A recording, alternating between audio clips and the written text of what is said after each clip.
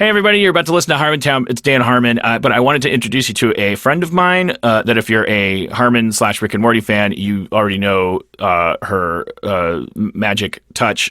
She wrote the Pickle Rick episode with me. This is Jessica Gao. Hi, everyone. This is Jessica Gao. Jessica Gao is not only Asian, American, she's like full-blown, actual born in China Chinese, and you can't tell because she talks all American because she was like 4 when she was born there. But you get to call her Chinese, even though that sounds racist. It's a trick I do to confuse white people. But she and I have this podcast called Whiting Wongs. It's not for you. You shouldn't listen to it. It's for 44-year-old white men and 33-year-old Chinese women, and only in pairs. So if you have a friend that meets that, if you have that, then listen to it. But still, it's still not even for you. If you're disappointed in it because why are they talking about race? They're not experts in race or anything. Like it's like, yeah, well, you were warned. But if you can't get enough of the sound of my nasal, droning, narcissistic, ass-kissing, white-knighting, cuck frenzied, kvetching, race-explaining voice, boy, howdy, strip out the Jeff Davis, strip out the Spencer, strip out the Dungeons & Dragons, just sit me down with a Chinese lady, let's just drone on about race and gender and all that stuff that you hate me talking about. That's Whiting Wongs. Come find us on Starburns Audio. Are we? Yeah. There's also like a birth happening here of Starburns Audio. Jessica, say something, because otherwise it seems like you're like sitting on my knee like a ventriloquist act. So find it or don't. Yeah. All right. Let's white some wongs.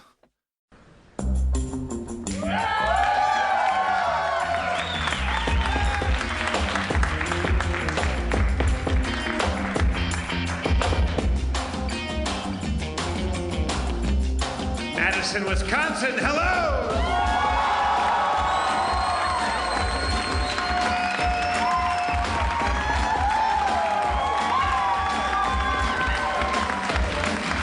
Somewhere due west of Milwaukee, Madison, by a bunch of lakes I don't know, Harmontown is now in session. Won't you please welcome to the stage Wisconsin's own mayor, Dan Harmon.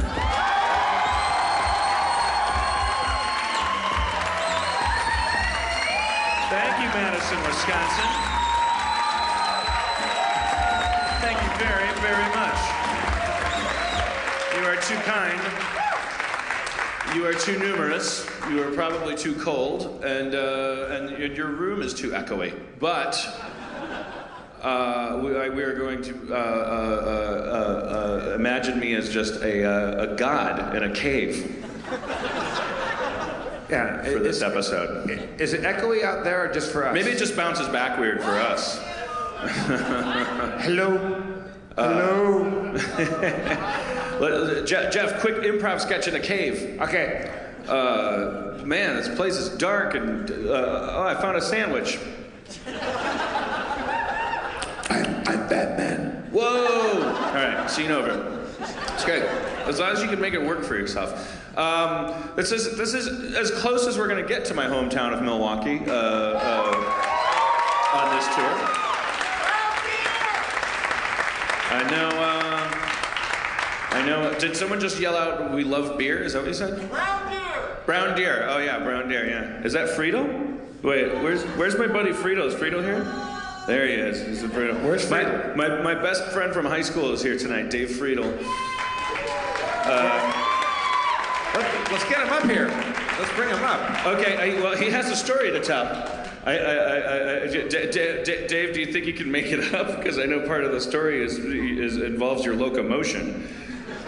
Do you think you can make it up here, Dave? Sure.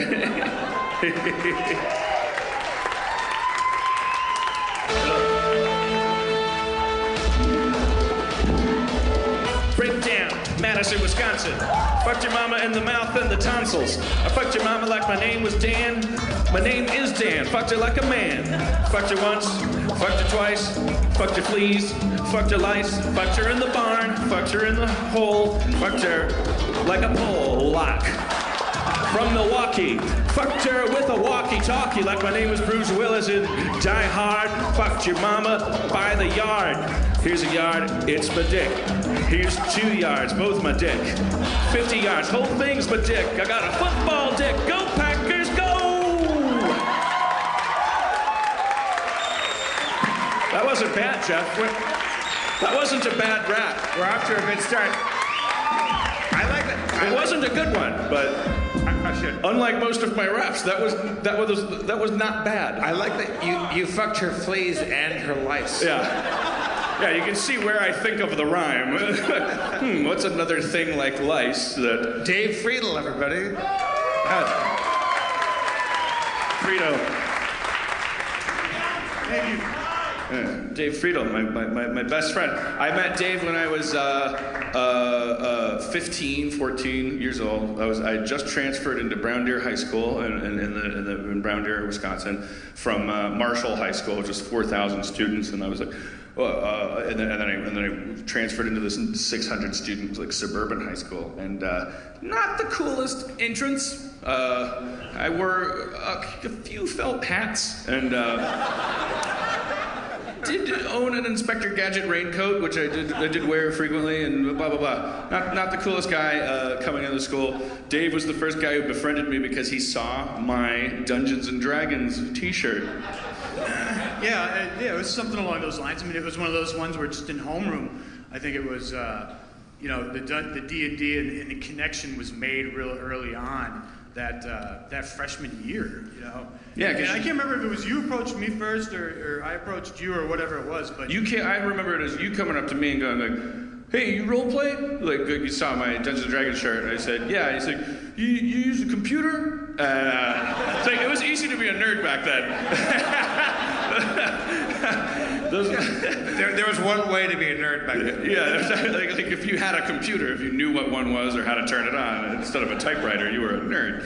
And there were TV shows about how people would use computers to make the refrigerator open or make the world go to war with itself because computers were magical and for nerds alone. And then so you told me about the Citizens Band emulator. It was just like this 300 baud like chat room, which is where I lost my virginity. I met the girl I lost my virginity to. The LA podcast episode where I'm reading from my journals and I'm talking about the girl sand pollution. Yes, the girl that The condom froze to the roof yeah, of the car. I had such good sex with that she went to a mental hospital. That was Stan Lee needs to come in the bottom and go, Webheads will remember him, Dan fucking a girl mental from issue number 128. So you fucked her brains out, is what you're saying.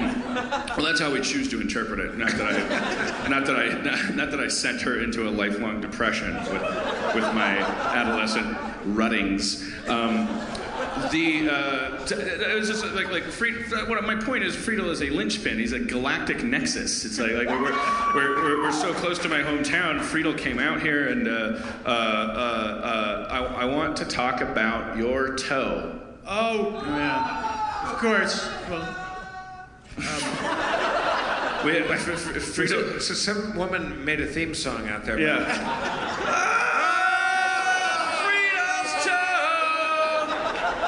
I think Peter Gabriel is here tonight. Frito's toe, Frito's toe. I think Pearl Jam. there's a Friedel's toe, 'cause he can't walk around. there's a George Michael version that's real popular, I think. You got a blister on your toe. Yeah, blister. Story does not end there. No, it doesn't end there. The blister got a little out of control, and I thought I'd taken care of it and cleaned it up and was doing the proper care to it, but maybe I quit the antibiotics a little too early or something along those lines. And so by mid-December, when I started to notice the toes smelling like cheese, I thought that there was... It's not, toe stories are not gonna, they're not gonna make you feel warm and cuddly. This is not date night. Hey, we're from Wisconsin here, so it's sort of a sort of a familiar smell or something, that when cottage cheese goes bad. So, so the toe started to go bad. And Which toe on which foot? it's the right. So Big- the right, big what? the Big big, one? the right big toe. So your big toe on your right foot, Yeah, it's a month removed. it's been gone. Yeah, it's Now, how does that affect your ability to stand up? Like, don't you need big toes? seem to be doing pretty good and getting around. So it turns out The we don't balance is all right. we don't need our big toe for anything, do we? I've been told, unless I want to play basketball, What do they do with their big toes? So you're Big jump. in- All right. I may have some calisthenics or jumping problems, but But here's the creepy thing about the whole thing. Can we see it? Can you take it off? Can we it's check all bandaged up. It's all bad.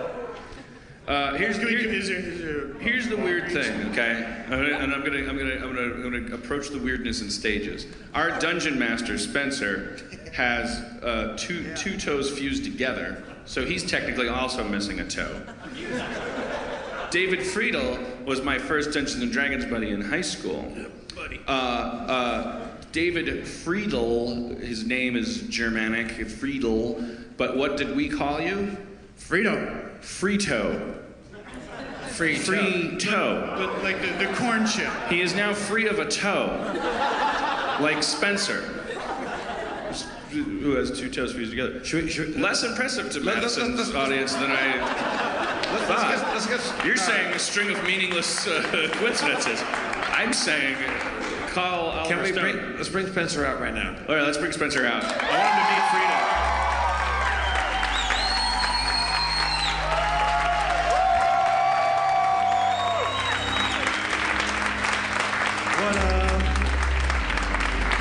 Spencer, this is my buddy, Dave Friedel. He was my first Spencer. He didn't really dungeon master, but we played D&D together, right? Yeah, we played You- D&D you- together, you- but it was Shadowruns. That was the Yeah, game yeah. that I ran later on. You GM'd a little, right? Yeah, that was Yeah. the game that I GM'd. I mean, the Dungeons and Dragons sketch that you wrote for the Alewives, I remember you ran that session. And that was one of the first sessions when the 3 or 4 of us all got together to start playing. It was real early on, freshman year. Yeah. And almost, I don't want to say verbatim that you took that set from that session. But Yeah. there's a lot of stuff that I remember that came out in that. Yeah, that was a right what you know thing. How do you think Spencer's been doing as a Oh, dungeon master? he's great. Excellent.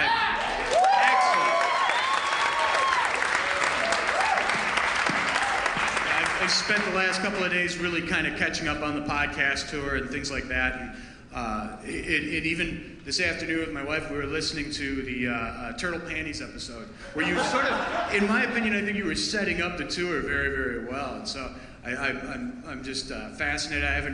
I'm 2 or 3 podcasts behind, but I really can't wait to hear what's kind of been going on and get caught up. Thanks, man. That's awesome. Dave, what was your character in D&D? I couldn't remember. I mean, Ars Magica was one of the other. Ars Magica. Yeah, that was where Maxwell Artfall. I forgot the name of that. Yeah, that was the Maxwell Artfall character. Yeah. Was ours. I can't remember my character names. They were always pretty dumb. I can never come up with anything. Dave was creative. my first friend in high school, and he's my first drinking buddy too. We used to we would get drunk. We would raid the parents' booze cabinets, and we would mix tequila with Mountain Dew and apple juice and anything else that was. anything we could get our hands on. And I can't drink gin to this day because we had 1 bottle of gin. That's all we had, and I drank so much of it I puked. And I can't. Anything with gin in it will now make me puke. Not important. I mean, you guys are the people that don't give a shit about that toe nexus. So at this point, I mean, what? It's pearls before swine, frankly. I'll just tell you what I had for breakfast in the morning. Your toe is cut off. Your toe is cut off right at the base of the toe, or where? Yeah, it's kind of at an angle. I mean, I could take the shoe off, but not Take it off. Take the shoe off. Band Dave. Get an idea. I think we owe it to the audience to see what the hell's going on here. All right, while he does that, Spencer, I'm being attacked by an orthopedic surgeon. Rushing at you with his bone saw, the orthopedic surgeon has eyes only for your foots. He dives directly at you, sword drawn, and bloodlust raging in his eyes. Foot. That's all. That was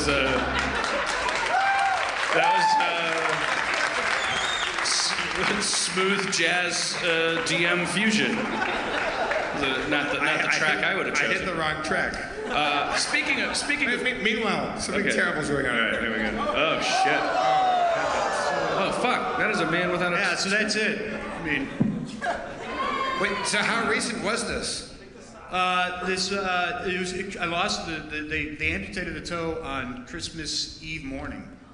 So, yeah, we're, like I said, 30 days. But out. that's good luck, right? I think that's. So they Santa didn't bring me shit. He took my toe. They didn't cut the whole toe off. They cut it off at a diagonal. Yeah, they kind of got it at a diagonal. So you have that last phalange there? Or? Yeah, and I still have the metatarsal. Sorry, Right, Jesus yeah. Christ. I don't know. I don't think it's the same lady. No, it's no. just from the darkness. Like it would be weird if she was It's, like. not, it's still a phalange, isn't it? Phalanges are here. Come on, dude. All right. What did they cut off? What's at stake, sir? Come on, dude. What? Finish your thought. Come on, dude. Get your toe shit together. You're gonna get laid tonight. I mean, I have a girlfriend. I'm skipping town tonight like a thief in the night. I want you to get your money's worth, but. Aren't they still called phalanges on your toes? No? They are. I It's think metacarpal and metatarsals in your foot. Yeah. The end are still called phalanges, right? There's the carpals and the metacarpals and the tarsals and the metatarsals, and I think those are all phalanges. Yeah, so fuck off, whoever you are. Crazy, drunk foot doctor lady. No more Mai Tais for her. And foot books. So She's drunk on knowledge. She's abusing it. So Dave, you had a blister that went bad, and Yes. now part of your toe is gone. Yeah. That's fucked up. It's a cautionary tale, if ever there was one. Take your blisters seriously, people. What did you do wrong? What can you tell these poor kids? If you could go back in time. And don't eat sweets, and if you're diabetic, take your insulin and stuff like that as well. I mean, that's the other, another component of it as well. I want it to be the same lady the whole time. Like, woo, diabetes! Foot expertise! Are you saying, wait, what did you say about diabetes in Wisconsin? We're gonna cure it in Wisconsin? Oh, we cheer it. Okay, well, yeah. I hope, yeah. Wait, is that a diabetes thing? Is it? And that was to say that wasn't a contributing factor. I mean, because I do have diabetes. Yeah, that it would. Oh, okay, so it's not that you ate a bunch of Twinkies and got a blister and your toe came off. It wasn't that simple, but it's the combined whatever actions of having the disease. For Oh, I 12 see. years. So it wasn't just like you had an infection that went awry.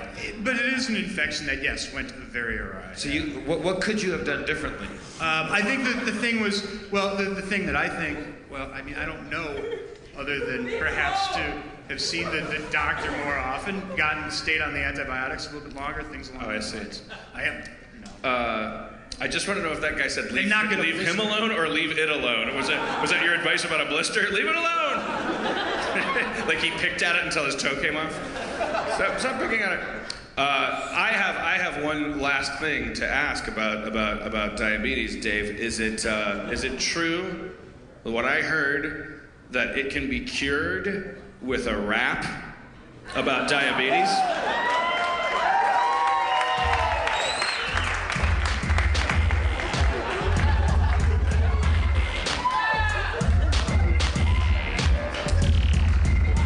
No toe, what a brother knows. Ate too many Twinkies, lost my toe.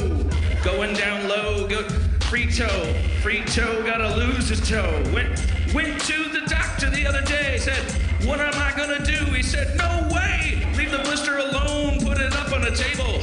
You're gonna be in a toeless stable if you don't follow my directions.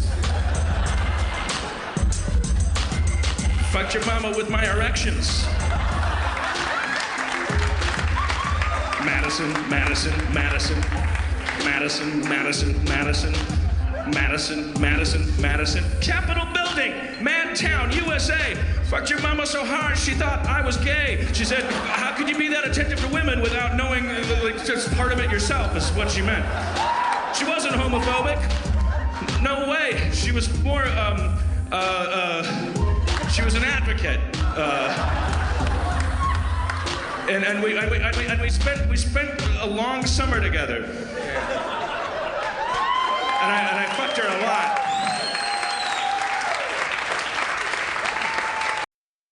Hey guys, sorry to interrupt Dan's drunken ramblings. I'm Jeff Davis from Harmontown, here to talk about Warby Parker glasses. Do you need glasses? Do you wear glasses? Is your eyesight all fucked from playing Bubble Witch or whatever the stupid app game you play? My eyes are just dying from these stupid games. You stare at it and then you try to look up and you can't see shit. I'm 43 and my eyes are dying because of Bubble Witch. God damn it. Warby Parker has glasses that are really cool. They're kind of vintagey, retro-y kind of stuff, and they look great, and they're cheap as shit. They're less expensive than glasses generally are, which is dumb because people need them. Or maybe you don't need glasses and you just want to look professorial and kind of groovy. Warby Parker makes it very easy to order glasses. They have a free home try-on program where you order 5 pairs of glasses, you try them on for 5 days. There's no obligation to buy them. It ships for free, and you can ship them back for free. You go to warbyparker.com/Harmon to order your free home try-ons today. The glasses start at $95, which is cheap. That includes prescription lenses, anti-glare and anti-scratch coatings, and every pair you buy, another pair is distributed to someone in need. I'm hoping that it's refugees.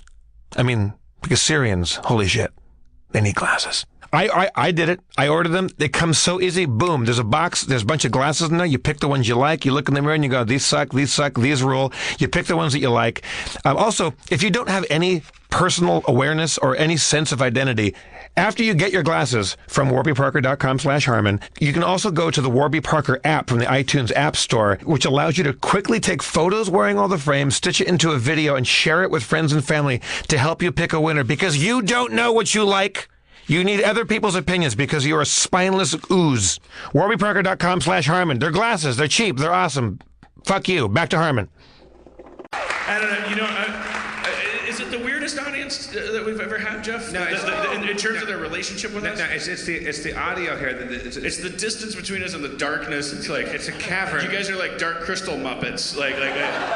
We can only see shapes, and then here, like you. Ideally, you would all be up on stage surrounding us. Like we would all be like. I'm still trying to figure out what makes you angry and what makes you clap. There's a sense of outrage when what's that, sir? Can we talk about it? Yes, we can talk about it. Otherwise, there's no show. Are you saying, sir, that you'd like to talk about it? What's your name, sir? Ethan. Ethan, come on. Can you scramble up here, Ethan?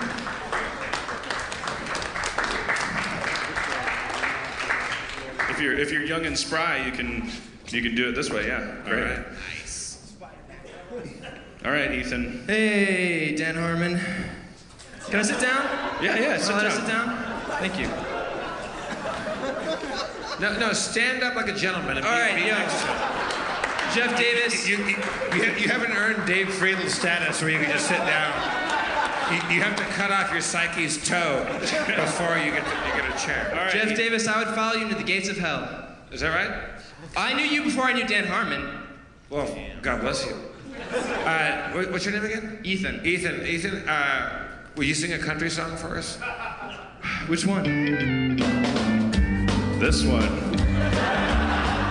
Take it, Ethan. I've never been to Texas. I don't know what they think. Maybe it was fun in Austin. But why are you avoiding Milwaukee? All right. Pretty good. That's not bad. Not bad. Well, here's why. Are you from Milwaukee? No, I'm from Chicago. Oh. I couldn't get tickets, so I had to we drove here, and I love you so much. You should have called me. I tried to Twitter you, but it didn't work. Yeah.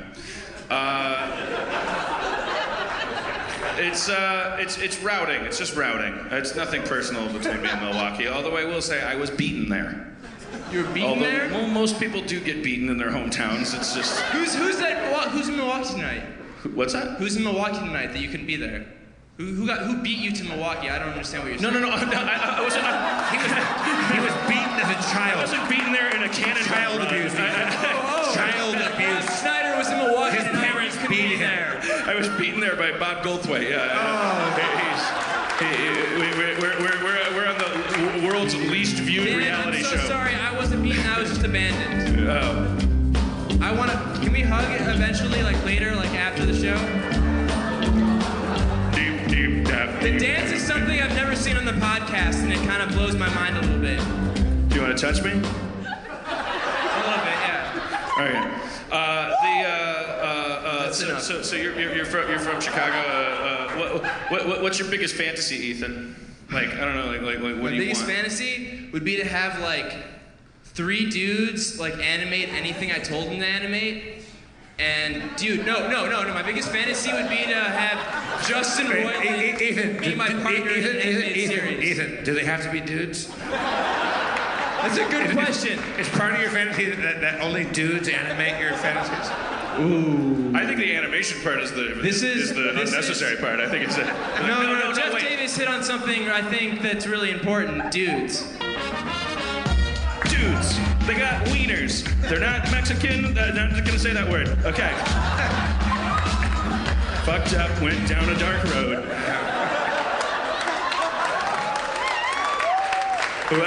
If there's anyone of any version of Latin origin here, you come up stage and just. Any Latinas here? Okay, the toe expert lady. Are you okay with being white? What's that? Are you okay with being white? Am I okay being white? Well, I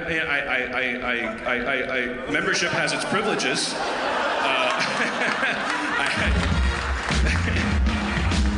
You get a bigger car, you get a longer driveway, you get to talk and not just in the driveway. You get to golf, you get to eat mayo. I love being white, yayo. I don't know. It's burdensome. It's got to be the hardest race to be, right? Because of all the guilt. I've listened to every one of your shows, and lately even it seems like you've been talking about it a lot. I'm working on a lot of my issues on the road. There's some themes developing. Race has always been a theme of the show, but we're getting more specific. I brought all the black people in the audience on that stage, was weird. And then I started rapping about fucking government. And here's another thing that happened. It hasn't aired yet in Chicago. We started rapping at the end of the show, and then it turned into this weird low stakes American Idol thing where people started coming up and they wanted to rap, and people would boo them or not, and then they would get off this line for him. And then this guy that wasn't really a Harmontown fan, I think he'd been dragged there by his friends, kind of a stout, his name was Khalil. He closes the show, spoiler, but he's his demeanor is very giggly off stage, but he came up with this kind of, I would say, Ice Cube-ish kind of register, and he laid it out, and he used the N-word with grace and aplomb. And I had a fucking spasm, because I don't want to ever say it. But I love it. I love it. And I do have some kind of strange, I got something to work out with black people. I don't know what it is. Should we bring all the Latinos up on stage right now? I don't have anything to work out with them. Why that though? Why are you bringing Latinos up on stage? That's kind of weird. Why not? It seems racist to think that's weird. Why is it so weird? Will all the Latinos get on stage right now, please? All Latinos to the stage. Okay, if you are vaguely Latin. Okay, we got 2 takers. Ethan out! Ethan, thank you, Ethan. Thank you, Ethan. That was cool. All right, Ethan did one of the cool Harmontown moves. He dismissed himself. We like that. I say give Ethan a T-shirt if we can handle it. All right, we got got a healthy. Madison has 5 Latinos. Yeah. What's your names? Dave. Dave? Dan. Dan? I know I look white. Hey, listen. Oh my God. Sarah, but I'm only half. Sarah, half. Okay. Liana. What? Loud. Did you say? Liana. Oh, Liana. Liana. All right. So, what is your ethnicity? Well, I'm Hispanic and like 1/16 Apache, so. Nice. All Me right. too. Me too. I just realized this is as close as we'll ever get. Okay, 2 people in the audience are gonna get this. This is as close as we'll ever get to having being able to recreate the animated Rubik's Cube cartoon from the '80s. There was a Rubik's Cube cartoon. It's called Rubik the Amazing Cube, and for some cool reason, I don't know that it was like this. They made it like it was a Hispanic family. Like there was not. I mean, Rubik wasn't. He was like an E.T. kind of figure that could turn into anything Rubik colored, and in every episode he'd fall off a shelf and get scrambled, and so that's when he loses his powers. You have to solve him, but the kids that traveled with him, they were brothers and sisters, and they were I don't know if they were Mexican or they spoke with accents. The actors they hired had accents, and I remember being a kid and going, well, this is weird, but I had no problem with it. Maybe it's because Menudo was big, and they were like, let's cash in on this Menudo thing, the way everything was Australian when Crocodile Dundee came out. They were just ahead of their time, though. I mean, like, we're definitely going to be a majority in the United States in, 50 years or something like that? Tomorrow. Yeah, that's good. I mean, that really is what it. But then have fun with the Chinese. I'll hit all the the Chinese, the planet. all the Chinese people come to the stage right now. Every Chinese person up on stage. No, but you have to be a citizen of China. You can't just be some awesome Chinese dude. I want it like a national up here.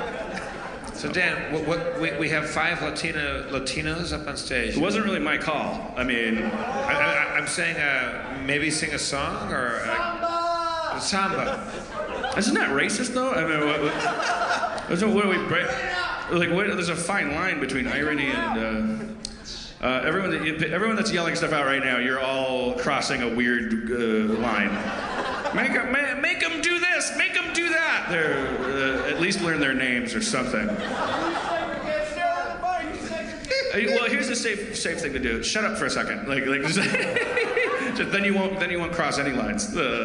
I don't want to make them dance or sing but I think they should do a scene about drug safety. About drug safety? Yeah. Okay. You guys are my family. I'm your youngest child. I'm 15.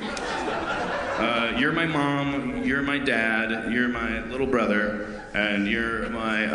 You are our. You said you were. You said I'm only half or something like that. Okay. You play our white housekeeper. My name is Ramon. Ramon, okay. I'm your mom. I know what you do to mom, so. What? I'm your mom. I know what you do to mom. So. But not my mom. You're safe. You're the only one that's safe.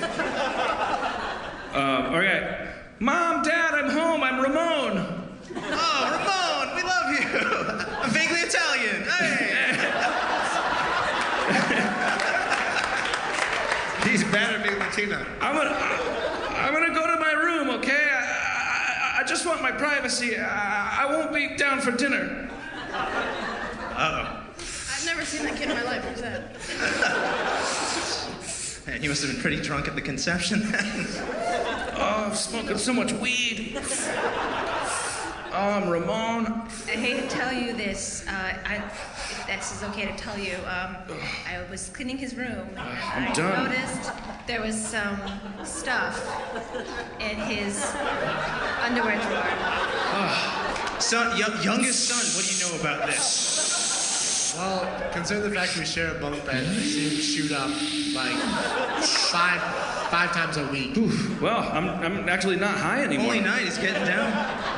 Actually, I'm kind of hungry. I'll go down for dinner. Actually, I am kind of hungry. I'm down for dinner. All right, fantastic. What are we getting? Beans and rice, something like that? Tacos, enchiladas, the usual. I get high, okay? I get high. I mean, why shouldn't I, right? It's a white man's country. I mean, what are we to them? We're nothing. Nothing! Have you seen that cartoon about the Rubik's Cube? You know, I mean, we've come a long way, so... No, what do you mean? Oh, there it is on the TV. What is that cube? Oh, multiple colors. I get it.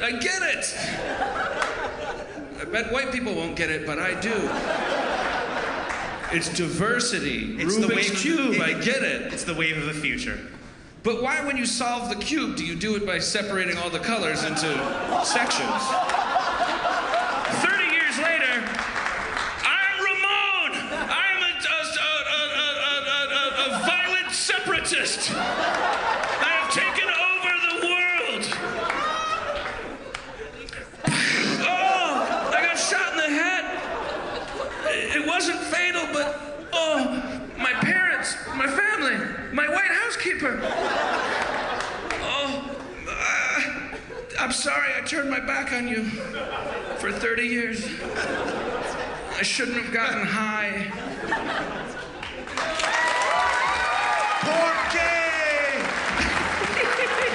Thank you, Latinos. All right, there are Latinos. Our Latino audience, everybody. Thank you so much.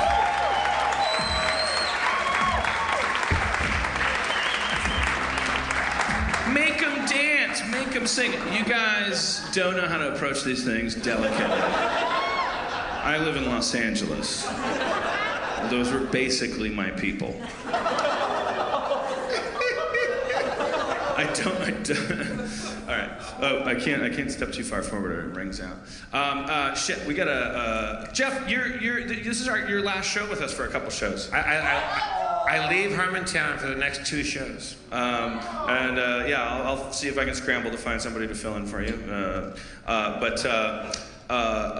Is there any requests you have? Because it's kind of like a goodbye party for you. I would like to see more Jerry McSeinfeld.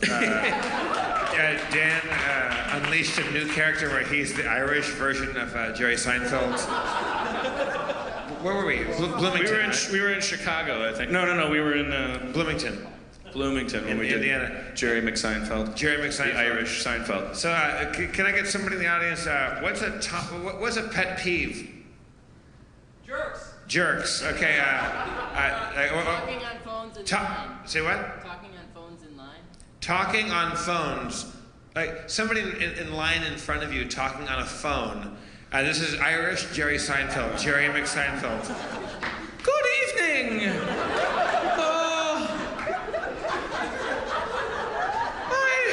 I would have gotten here sooner, but I had to wait in line. There was a guy in front of me.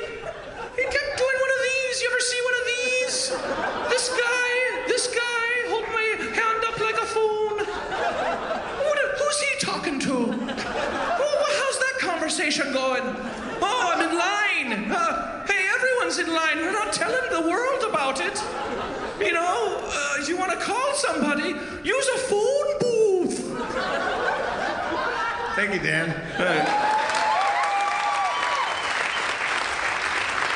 What's up with all these phones?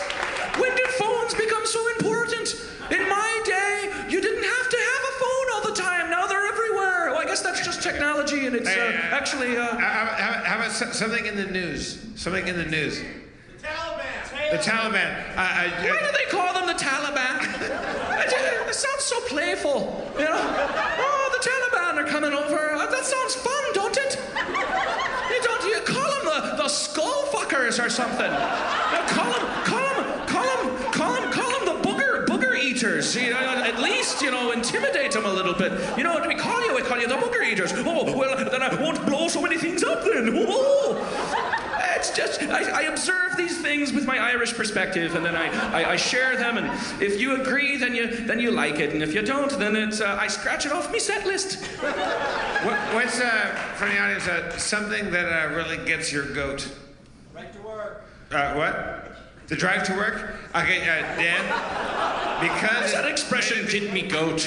What do you have to get someone's goat? I don't want your goat. Dan, hold up. Because... Hold up? Why do you hold something up? Why can't you hold it down?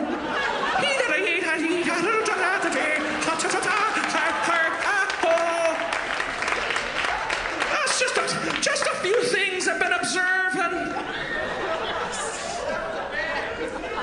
I want a Jerry McSeinfeld rap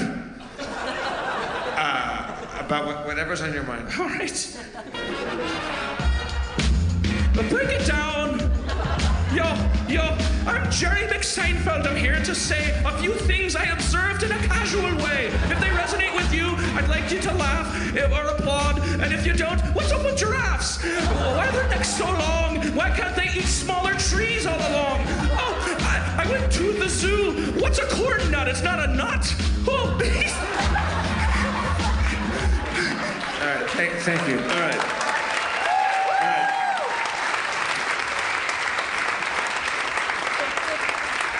We gotta do a thing. I'm gonna go at a breakneck pace now and do some confusingly elaborate shit really fast. Okay. My hero and mentor who taught me not only improv but in comedy sports and how to be a cool, good person and have respect for the audience. His son was in Pittsburgh and freaked me out, and then he told his dad that I was coming to Madison, and he came here. Bob Orvis, can you come up to the stage? Bob Orvis.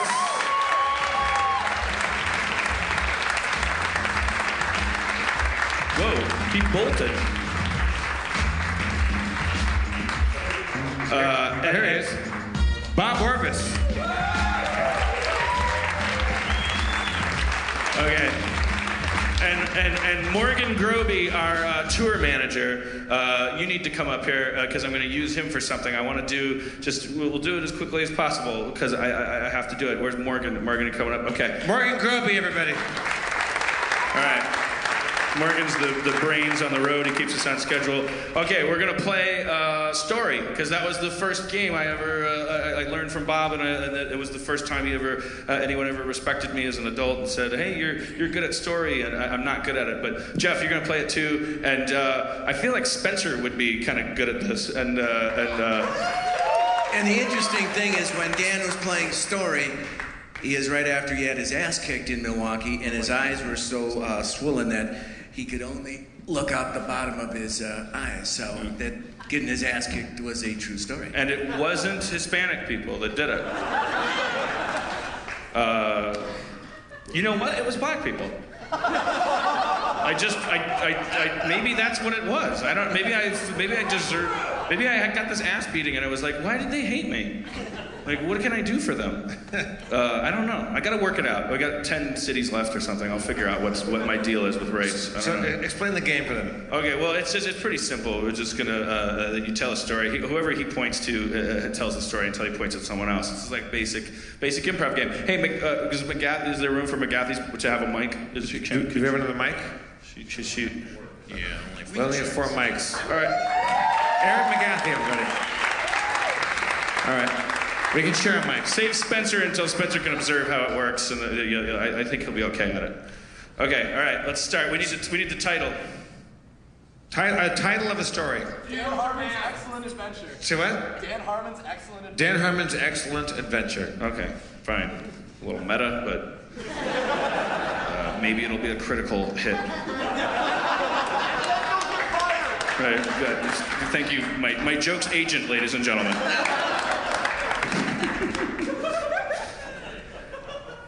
It was a cold and windy night. Dan Harmon had just stopped fucking the lice off my mother. When a thought occurred to him. What if I took a jar of peanut butter and wore it as a hat? And became the mayor of Madison, Wisconsin. Would that work? He said to himself as he peeled sweaty socks off of his hands. It had been a long... time since he peeled sweaty socks off of anything, if you know what I mean. But we didn't know what he meant, so he demonstrated how he'd peel those hot, sweaty socks. Inch by inch. Inch by inch. Listen. Painstakingly, he pulled off the sock. Peeling slowly off his sweat-slick skin, the man decided to throw him against the fire, which had been firing in the corner. For centuries. Dan burst into the yard with a gun. It was a small gun, it was a harmless gun, because that's Dan Harmon. But lethal nonetheless. 9 rounds to kill 9 people. He was going to rob 9 people of their souls by shooting them. I don't need to over-explain this, do I? I mean, it's murder. It's been around forever. I'm sorry I tried to make it fancy. Dan walked into the yard with the gun and saw in the corner of the yard a small flower. It changed his mind for a moment. And then his mind changed back to murder. He went somewhere absolutely unusual. He decided he wasn't going to rip that flower apart. He was just not going to water it. And just watch it sit and die. Went the days as they flew off the calendar. Finally, the flower died. And he thought to himself, murder's a strange thing. Why did I walk out here with a gun?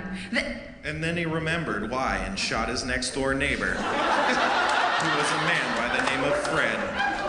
Fred has been a gardener for about 14 years. Dan had stomped that gardener, that sexy little gardener. With his long shears and his flirtatious eyes full of little heart shapes.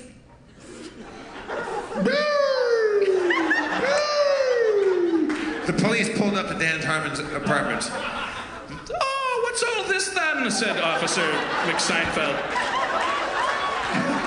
I couldn't help but notice that your front yard is aghast with dead people. What's with dead people? I just think it's a strange thing to have in one's yard. I mean, I'm no decorator, but I think I have a high-pitched voice. Because I am Irish Seinfeld. What's the deal with blood on your shoes? Why do they call it yards? We're not foot. I mean, they're arranged in feet. Right? Hey, why are we all sucking helium? We were asking each other. Suddenly, Dan turned to the side. There he saw Frito's toe creeping toward him. It menaced slowly in the side yard in the shade as it revealed itself. Hi, Dan. Would you like a piece of cake? Friedle's toe, make it flow like for all the children. Went Dan's gun. He shot Irish Seinfeld. Oh, why do they call it getting shot? Said Irish Seinfeld. Why don't they call it getting bulleted? Bob Orvis, everybody. Bob Orvis. I love you, Bob. Thank you. A cold, misty morning fades as the gray sun rises overhead, revealing the head of a mysterious robed warrior. He gestures at you and makes a compelling offer. Would you like to be a samurai? Would you take the way of the warrior? All it would take is to start snacking healthy with Nature Box. You make as to leave, but the NatureBox Samurai is instantly in your path. NatureBox makes snacks that actually taste great and are better for you, created with high-quality ingredients that are free from artificial colors, flavors, or sweeteners, so you can feel great about snacking. The Samurai reveals a NatureBox from his robes. His hands are aflash as he produces a box. A NatureBox full of masa crisps and cherry berry bonanza. NatureBox recently made their service even better, so now you can order as much as you want as often as you want with no minimum purchases, and you can cancel at any time. And you'll never get bored because there's new snacks each month inspired by real customer feedback. And if you ever... Oh shit, ninjas! NatureBox recently made their service even better. Now you can order as much as you want, as often as you want, with no minimum purchase required, and you can cancel anytime. With NatureBox, you never get bored. There are new snacks each month inspired by real customer feedback, and if you ever try a snack you don't like, NatureBox will replace it for free! The ninjas fall to the ground, defeated by superior snacking. It's simple. Go to naturebox.com and check out their snack catalog. There are over 100 to choose from, and they're constantly adding delicious new snacks. Choose the snacks you want, and they'll deliver them right to your door. And right now, you'll save even more. Sheathing his sword, the samurai continues down the road, away from you. Foes defeated, he sheathes his sword and begins to walk away. But he turns. And one more thing. Right now, you'll save even more. NatureBox is offering Harmontown fans 50% off your first order when you go to naturebox.com/Harmontown. And in an instant, he's vanished. But his voice still lingers on the wind. That's naturebox.com/Harmontown for 50% off your first order. That's naturebox.com/Harmontown. Snack like a warrior.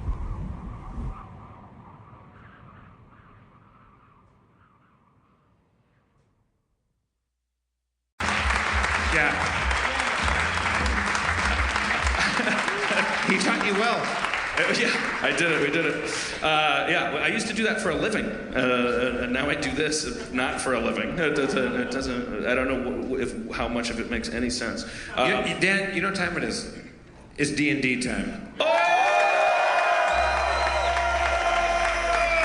Spencer, if you would, release the character sheets. All right. Aaron McGathy, back to the stage. I lost my vodka cup. Oh, it's behind Jeff. Okay, thank you, sir. Thank you. Finally, someone in the audience yells out something practical with the location of my booze. I'm sorry, that was abusive. You know what it is? It's like you leave the Midwest, you come back, and you start acting like a dick. I'm sorry. I'm sorry.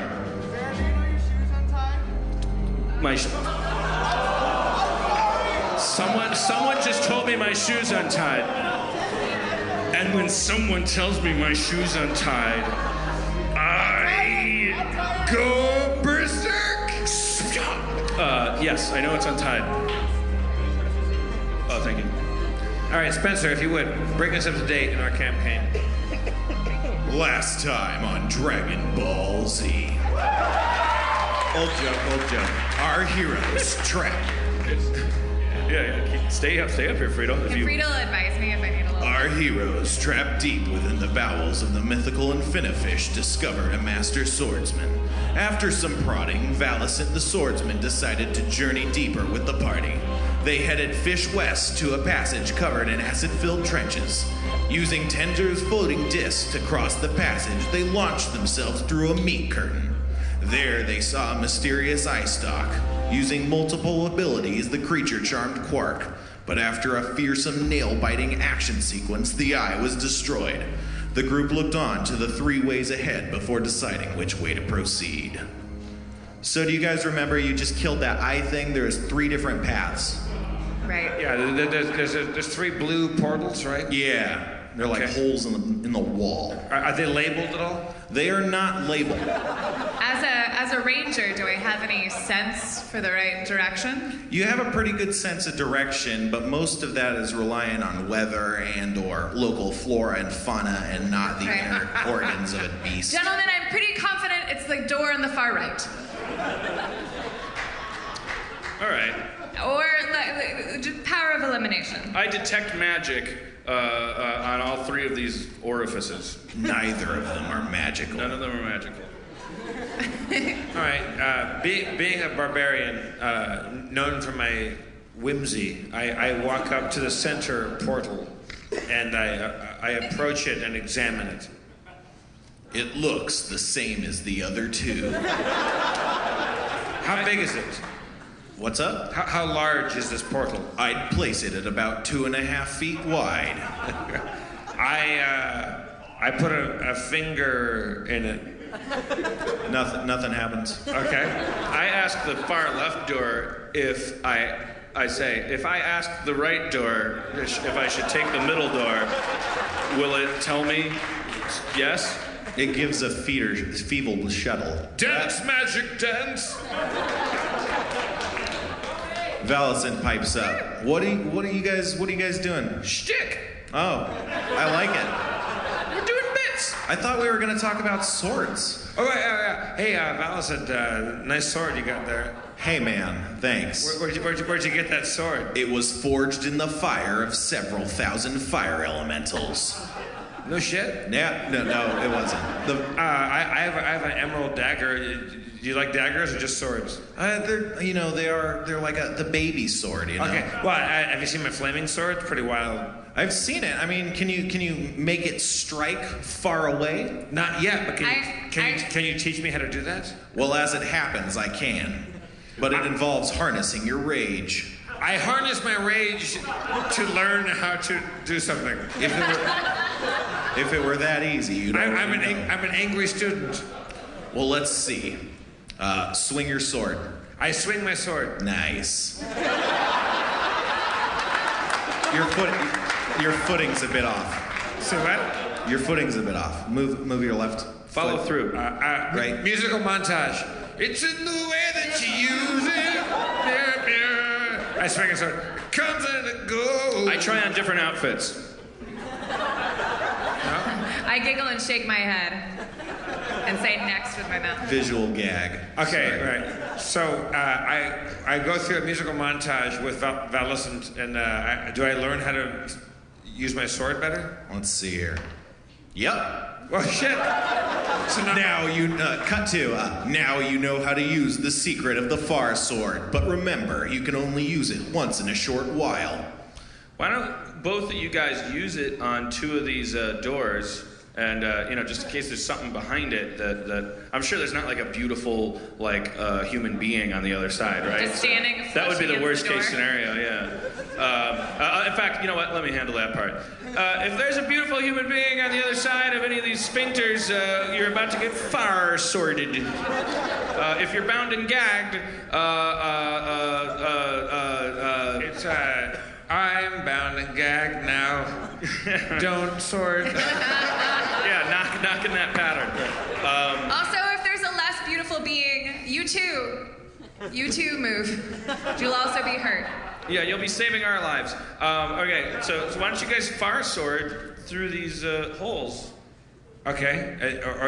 Do we risk killing somebody that we don't want to kill? You could close sword them too. Like they're not across a chasm or anything, like you could walk up to it. But we're worried about what's on the other side of them, like a trap or something. Like something, I got you. Like something like a trap that could be cut and destroyed with a sword. Yeah. Well, I have trap sense. That's true. I sense traps. You sense no traps. Yeah. And there's no traps. Okay, I walk through the middle portal. Nice. This passage has a high ceiling from which is hanging a large, shiny, vein-looking sack of flesh in the shape of a kidney bean. Several arteries run from various walls into the dangling organ. A huge central cord seems to be its main support coming down from the ceiling. You can also see what appear to be blue-white sparks of light with multiple arcing limbs crawling to and fro across the surface of the organ. I asked Valacent if he'll follow me through the left what are the pucker thing? Yeah. I don't know. I'm stammering more than usual. I explain that to him that I stammer sometimes, and then I take him through the left one. Hey man, I'm a swordsman, not like a speech coach. Let's go. I'm not. I wasn't fishing for anything, and I'm just explaining that I'm not. Were you fishing for something? So, sweetie, go through the right door. Because if we're gonna take this thing out, we're gonna have to kill its organs. I say all at once, you know. I think that's a good idea. I will. Okay, so I'll go through the right door. looking at, I think it's a kidney bean, so that's probably the kidney, right? It might be. I'm looking at the kidney. It's an infinikidney. An infidney. An infini. Nice. Guys, we're like a family. Yeah. Let's all split up and let's attack each organ. Let's all go in through different portals at once, and it will each attack. That's what I'm saying. I'm organ. going through the left one with Valicent. So I got the kidney. So you go through the left portal. What do you see in there? Let's see here. This area is more covered in veins and arteries than other rooms. Above you is an intricate lattice of pinkish fibers and rope-like strands. Oh, yeah. The lattice starts about 30 feet above your heads, and the walls are pale pink, spiderwebbed with the delicate filigree of the veins. There are no exits, but above you, the whooshing of gases can be heard. You occasionally see a flash of blue-white sparks far overhead. That's the lungs, right? It's got to be the lungs, baby. Yeah. So I got the kidney, you got the lungs. Mulrain, go into the right portal. Yes, sir. I go into the right portal. 4 slippery slopes lay before you, stretching down through inky blackness several hundred feet. She found the balls? You think that you could pick one of these, but you shouldn't be able to climb up too easily. It's like a water world or something, like slides. Oh. Okay, like water slides. Yeah. Not like Water World. All right. Well, not like the movie, like the knockoff park. There was a park called Water World? Yeah, man. What are the odds that there wasn't a park called Water World? Like, I'm just saying. The burden of proof isn't on me, okay? all right, so I'm in the kidney room. Yeah, you are. How far is that sack of kidney bean-shaped thing hanging above me? I'd say it's a couple feet ahead. All right, so I attack it with my vigor. With my Fire sword! flaming sword.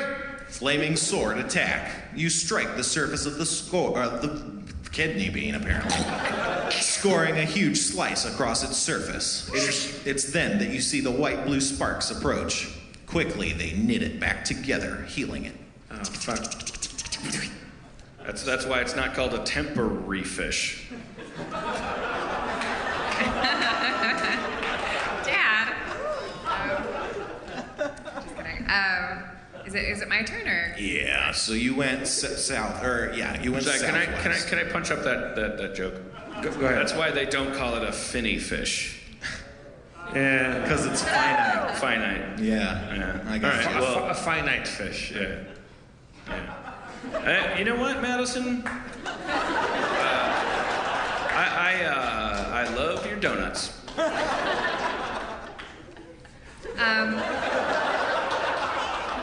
There's just 4 slopes that go downward in different directions.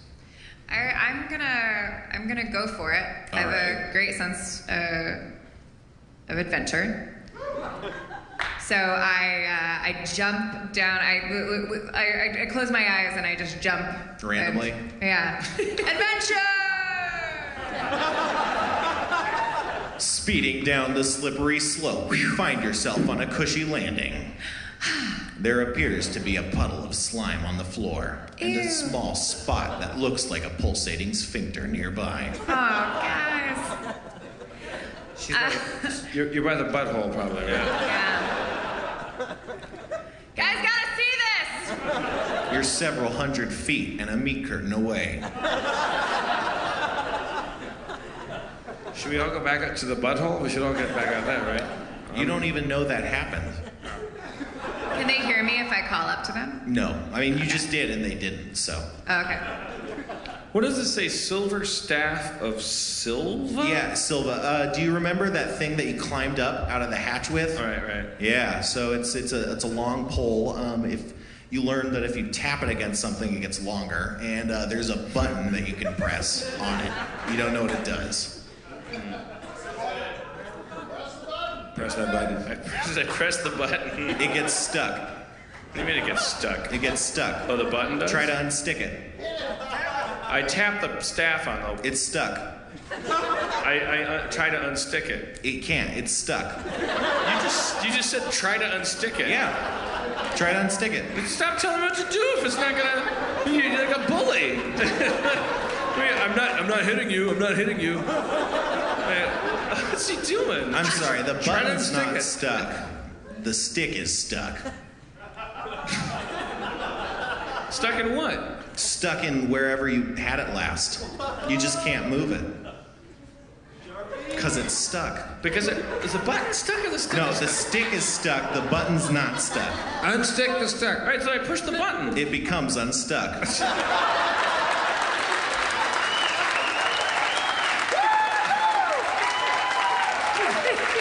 can't get a read on this audience, but I like it. Yeah, I can't figure him out. Yeah, I dig it. Well, that was, you just learned something. Did I? Yeah. Okay, well, let me see if I did. I stick the stick into the meat around me. Okay, you do that, and it gets taller. So if you hold on, it'll lift you into the air. All right, I want to reduce it again. Okay. How do I do that? You tap it again. I tap it. There you go. Okay. Bam. I push the button. It gets stuck. Your relationship with Spencer has become curiously more paternal. All right, just give me a second here, will you? I unstick. I push the button again. Nice. It gets unstuck. Okay. All right. Okay. All right. Wow. It's like a tape measure. Okay. Gotcha. All right. Okay. All right. I can do this. Keep it together, Fan Carmen. art of that exchange, the best gets a free T-shirt. Internet. I mean, I'm sure it's not my turn anymore because I just did all that bullshit. But, if it were my turn, and I'm not saying it is, but I would rather it not be so I can figure out what I want to do. I take out my emerald dagger and attack the kidneys. You attack the kidneys. Let's see if you hit. Let's see if you do damage. You do 7 damage, but again, those sparkles knit the wound. The sparks crawl across the wound, mending it. The sparks then approach you with menace. Uh-oh. They miss. Thank God for that. I know what I want to do. All right. Summon Monster 2. Okay. I want to summon my squid. Okay. Can I control what the squid does? Can I kind of like... Yeah. I tell the squid, grab all those lungs and squeeze them. Squeeze those lungs, Albert. Albert the squid? There are no lungs. There might be lungs far above you, but Squeeze those alveoli. Squeeze those arteries. Things that Spencer described. The squid fails to reach them. They're too far overhead. I press the button on the squid. Nothing happens. Hate it. Different squid, guys. Sorry, someone just asked a question. Yeah, I heard the All right. last one. Well. I put the staff. Mm-hmm. Okay, I tap it. I'm gonna climb up there.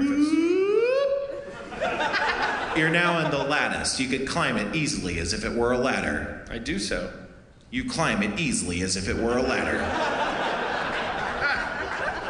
My favorite thing about Spencer is how bored he seems. I'm not bored. I know you're not. Yeah. You can see the flashes of light get closer and brighter. Darting to and fro across the strands, you can make out the spidery figures composed of bright light or some sort of energy. Oh, shit. The figures speed up as you get closer. You can see at the heart of this webby mesh is a large, thin wall of membrane behind which a bright glow is cast. You hear the whooshing of gas exchange, respiration. The membrane expands and contracts rhythmically. That's the lungs. And I can't reach that from here, but I bet a guy with a far sword power could. I leave the kidney room and join Sharpie in the lung room. That'd be too convenient. You don't know that he needs you. Yeah, but he's not doing it for that reason. He's doing it because he owes me $5. Yeah.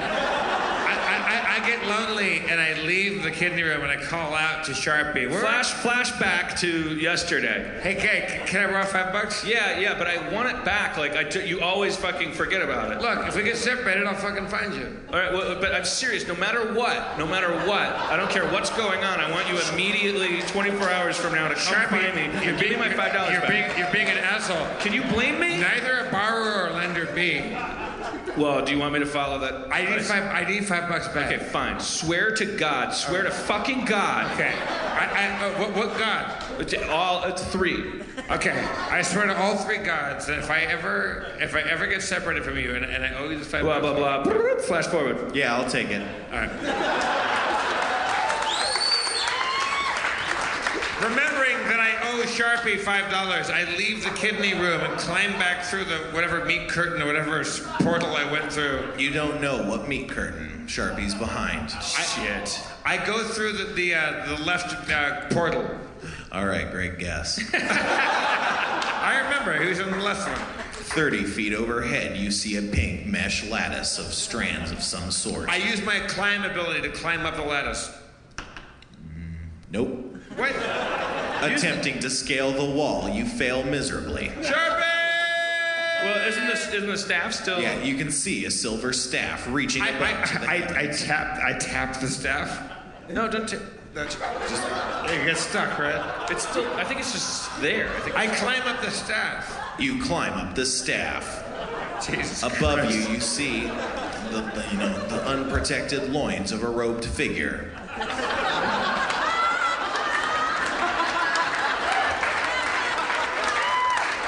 Hey, Sharpie, your loins are hanging out. Well, they don't do a lot else. All right, here's the 5 I owe you. Oh, Jesus Christ! Oh, yeah. It's so good. I use my far sword ability to slash at the lungs. Calling upon your training and harnessing your rage, you brandish your sword with much vigor and expertise. With one clean stroke, you make a burst of wind emanate forth from your sword.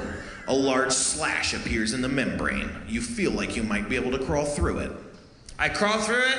You crawl through it. You're inside of what seems to be a large spherical chamber. There's holes in the ceiling, and through those holes you hear a gurgling noise before a large blob of snot drops onto the floor before you.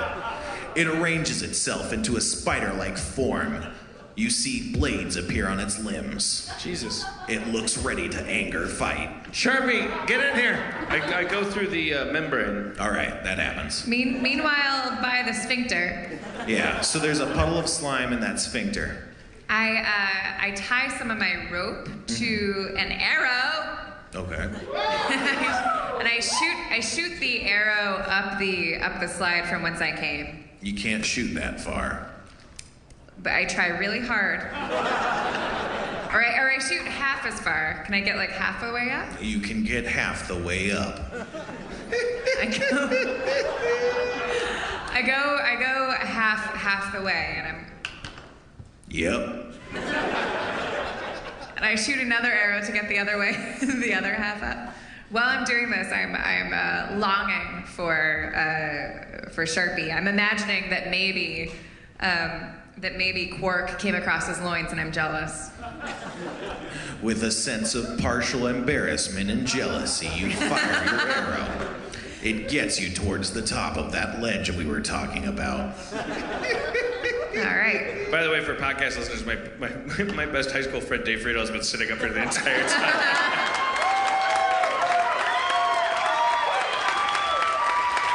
I say, David, as somebody who has known Dan for a very long time, what advice do you have to my character that's trying to seduce him?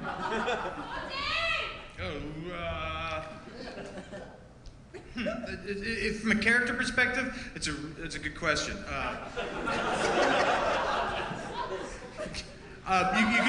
You could try A color of submission. No, it's not the power of submission. Well, in some sense it is. You kind of have to give it to his crazy ideas, right? So any of the wacky, goofy concepts that he's going to bring up, and if you can just simply follow and support on that, that's generally how it works best for Sharpie. Thank you, Mr. Friedel. So where are we at right now? So Dan and I are inside the You're lung. inside the lung thing. And she's inside the butthole, or we don't know what? You're back in the main room now. She's back in the main room. And she was aware of where Dan went, so you don't even have to bullshit. Can she rejoin us? Bloop, she's there. Okay, poof. So we're all in the lungs right now. Yep. All right, cliffhanger. Suspense, everybody. Aaron McGathy. And let's please thank Dave Friedel for sitting up here showing you his severed toe. Dave Friedel. And for setting me down the path that led me here to playing Dungeons and Dragons with you. Because the truth is, I bought that Dungeons and Dragons shirt that Dave saw, but I actually, I just bought it because I thought it was cool, and I wanted to seem like a guy that played Dungeons and Dragons. I bought it at, I think I went to Gen Con and bought it. All right, we gotta wrap things up, for better or for worse. I know. We were told to get out of here at 9:30, so Yeah. I mean, we gotta be off quicker than that because they gotta mop the stage for. Dan, you wrap things up. Not with a W, with an R-A-P. Wrap things up. You're from here, Dan. We came to Madison. Milwaukee's only like an hour away. Yeah. And we didn't meet your family. Bones didn't come. Your mom and dad didn't come. Yeah, we don't get along. Like my brother's still mad because I read his emails. I had Adam Goldberg read his emails, and he wrote me even more hilarious emails about how mad he was about it, and I didn't read them because he's stupid and he's overly dramatic, and he's 5 years older than me, and he should be a big brother to me and say, "Ooh, you can do whatever you want. You're my little brother." But instead, he's a big knob. And if you love your brother, is it weird for you to come back to Wisconsin and not touch base at all with your family? Like they're only an hour away, and you rarely see them. When was the last time you saw your brother? I don't know. I think it was I think I came out for his wedding to Milwaukee, and he was going to get married, and then I had a big fight with him the night before his wedding, so then I just went to the zoo with my girlfriend and went home. I don't like him, and he doesn't like me. We can't be together without fighting, you know. It's like do you think you'll ever, as you get older, you'll ever be friends with him again? I don't know. Well, I mean, we've gone through periods where several years go by and it's like we're cool with each other, you know, because he has his business, you know, we overlap with interests. Like we were both into computer modeling for a while, and but it's a relationship dependent on a lot of time and space, between receptors. Anytime it gets, you know, it's hard for me to not piss him off in some way. Yeah. Right. How about your mom and dad? They're in Florida. Is your grandpa still alive? Which grandpa? Guadalcanal. No. He died of emphysema. What's that? Yay, Guadalcanal? You're cheering the Battle of Guadalcanal? Oh, you're cheering the... Oh, yeah. Both of my grandpas on my mom and dad's side, my biological grandpas, they were both hardcore, fucking World War II guys. They both fought in different theaters. I can't remember. One was the Majestic. I think my grandpa on my mom's side, it was at Guadalcanal, and never talked about it. And then my grandpa on my dad's side, I think he was in Europe. I can't remember actually. He was somewhere badass, and and then I did improv and wrote Monster House. So we all contributed to freedom. Also, I complain about the government nonstop and about paying taxes. But you know what? I never really realized what sacrifice meant until I came to Madison.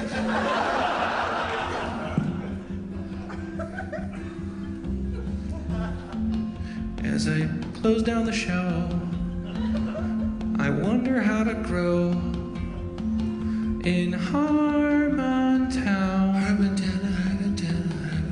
Harmontown. My heart is a flower.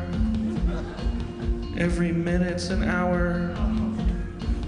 That doesn't make sense. But we've all been. Sorry, I thought you were interrupting, but you were just back. Sorry, I got a little. Hello. Jeff, I'm gonna miss you. You're gonna leave for a couple shows. I'm gone for 2 days, for 2 shows. I have to go do shows with Greg Proops and Ryan Stiles in Washington. And you're going to be on your own. Aaron McGathy is going to be sitting where I'm sitting right now. Yeah. And it'll be a whole different kind of show. I'm gonna miss you, Jeff. I'm gonna miss you too. I'm gonna miss you so much. In Harmontown, where pee is yellow and poop is brown.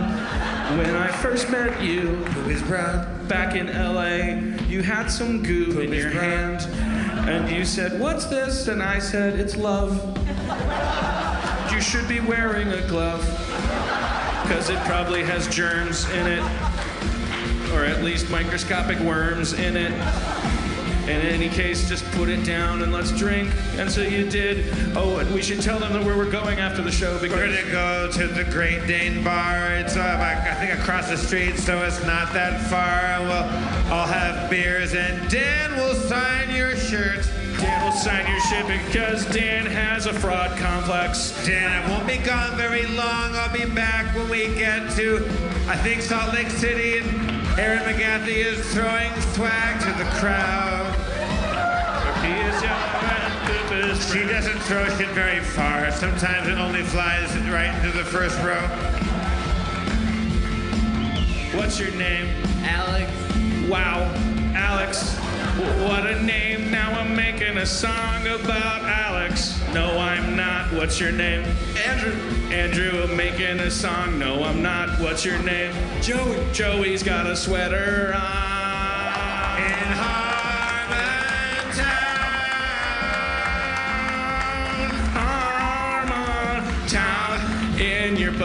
In your butt, cause your mama's a slut. No, she's not. I'm so sorry. It just goes to that place when Dan, I have a question for you. I'm going to be away for a day or two. Oh no. What are you gonna do when I'm gone without me? I'm gonna pee in this guy's mouth. What's your name? Zach. I'm gonna pee in Zach's mouth. That's not enough. You can't just pee in guys' mouths while I'm gone. Sorry, Zach. I'm not gonna pee in your mouth. Zach, what's your favorite food? Pizza. I'm gonna give Zach a pizza. I don't know. Is that enough?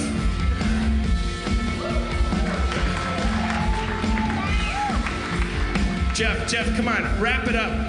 Give me a rap beat. Rap beat? You want a rap beat? This is not a fucking gentle crowd. Like, we want to get fucking hardcore and fucking finish this thing up.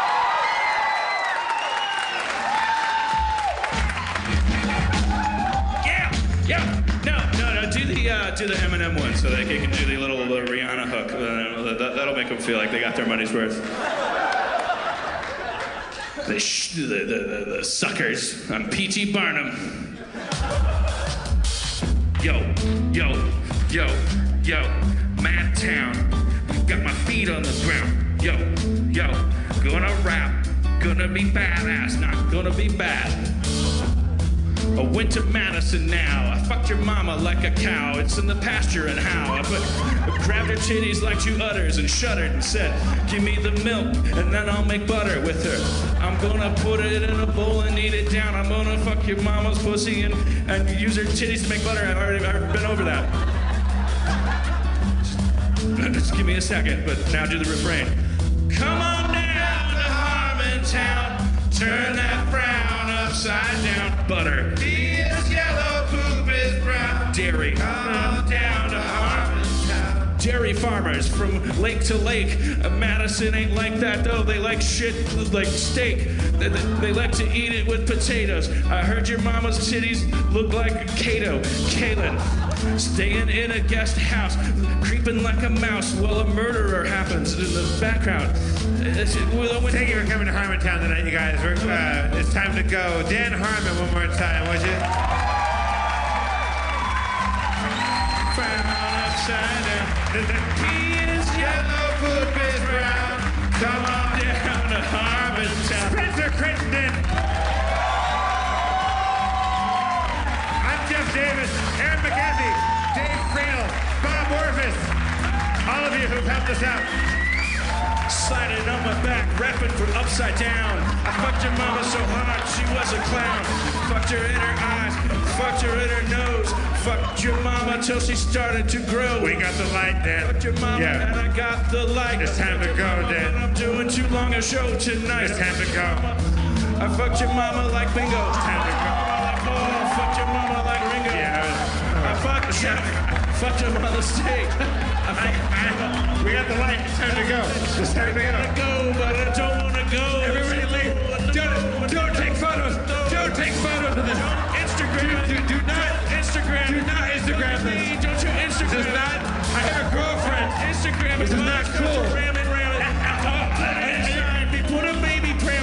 I'm gonna fuck on your dick and clench your titties inside. I want you inside me till I get twice as wide. Jeff Davis gonna fuck me so hard. Come on down to Harmontown. Turn that frown upside down. Alternative. He's yellow, poop is brown. Lifestyle. Come on down to Harmontown. Thank you so much. Good night, Wisconsin. Thank you, Madison. Go to the place. God bless you.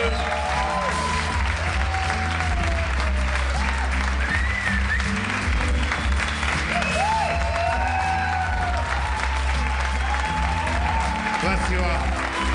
Thank you, Majestic Theater. Thank you, Madison, Wisconsin. A little house music, please.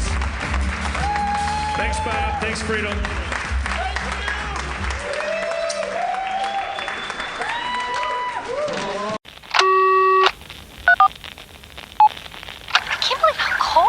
It's so cold in here. Don't you think you can turn your phone and look at me now? Now you think so. I think it's so rude. You're so As a branch of the United States government.